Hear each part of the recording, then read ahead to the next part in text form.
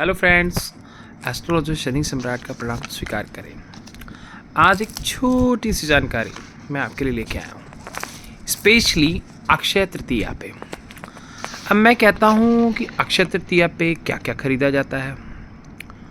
तो उस दिन सोना, चांदी, पीतल, वाहन, तांबे के बर्तन, पीतल के बर्तन, ये तो सभी जानते हैं।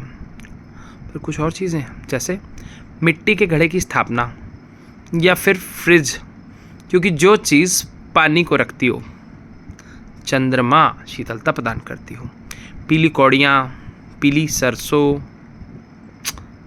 नई किताबें, नया व्यवसाय, विवाह, गृह प्रवेश, साबुत धनिया, हल्दी, केसर, और एक चीज़ और है, निवेश, एंड ऑल्सो किसी प्लॉट की या किसी प्रॉपर्टी की बुकिंग, और साथ में नए कपड़े। अब मेरा कहना ये है कि लोगों ने एक ह्यूमर फैला के रखा है।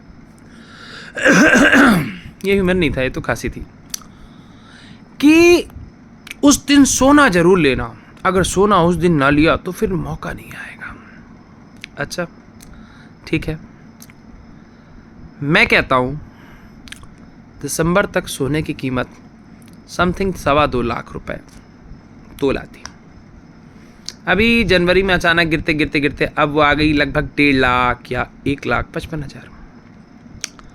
मैंने बहुत सी भविष्यवाणियाँ की हैं, और अगर मेरी भविष्यवाणी सही है तो ठीक 180 दिन बाद आप सोना लीजिए, तब सोने की कीमत लगभग 70,000 से 75,000 रुपये तोला होगी।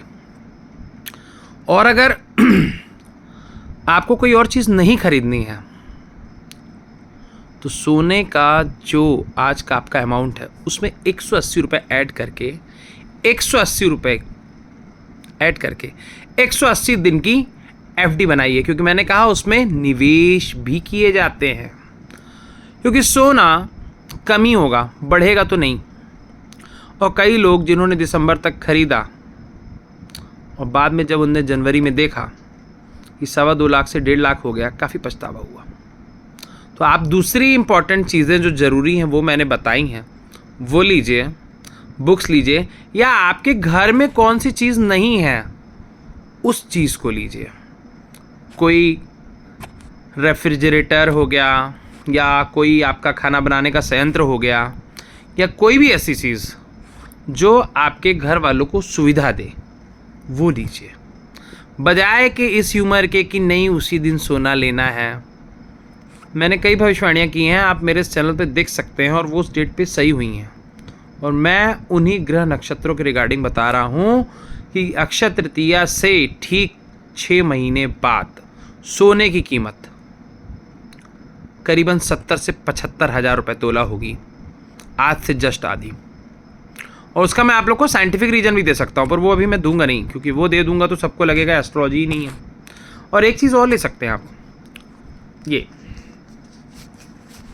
ये छोटी सी ताबीज़ श्रीमद् भगवद गीता, क्योंकि उस दिन भगवान की मूर्तियाँ भी ली जाती हैं। और अगर आप भगवान की मूर्ति के अलावा श्रीमद् भगवद गीता लेते हैं तो भी अच्छा रहेगा। और पूजा पाठ की सामग्री भी ले सकते हैं, कोई विशेष टाइप का दिया या वो चीज़ भी, क्योंकि उस दिन ली हुई चीज़ अमूर्त रूप से बढ़ती ही है, कम नहीं होती। तो पूजा पाठ की चीज़ आप लेंगे तो उससे आपको उसमें पॉजिटिव एनर्जी बढ़ेगी ही, कम नहीं होगी, और आपको अच्छा फल मिलेगा और आप और लायक बनेंगे। और ऐसा नहीं है कि सिर्फ अक्षय तृतीया ही है जब आप कोई चीज़ ले सकते हो। साल में 3-4 मौके आते हैं, दिवाली भी आती है, धनतेरस भी आता है, फिर आपके यहाँ किसी का बर्थडे है, दिवाली है। तो इस ऊहा-पोह में, भेड़ चाल में ना चलें कि सिर्फ सोना ही लेना है। पीली चीज़ लेनी है, सरसों लीजिए, पीली सरसों लीजिए, हल्दी लीजिए, है ना, साबुत धनिया लीजिए, गेहूं के दाने खरीद लीजिए, जौ खरीद लीजिए, सारी चीज़ें हैं। पर मेरा मानना ये है कि अभी सोने में निवेश ना करें, बल्कि उस अमाउंट की एक एफडी, क्योंकि उस दिन निवेश भी किए जाते हैं, 180 रुपये जोड़ के 180 दिन के लिए कर लीजिए। लिख के ले लीजिए, जिसने 10 ग्राम लेना है ना, वो बाद में 20 ग्राम लेगा उसी पैसे से। और सोने की कीमत गिर सकती है, एफडी में आपके पैसा बढ़ना ही है। जय शनि महाराज। अक्षय तृतीया की एडवांस में शुभकामनाएं। कोई ऐसी चीज़ घर में लाएं जिसकी आपके घर वालों को आवश्यकता है, आपकी वाइफ को, आपकी बहन को, आपकी बीवी को, आपके पिता को, आपके भाई को।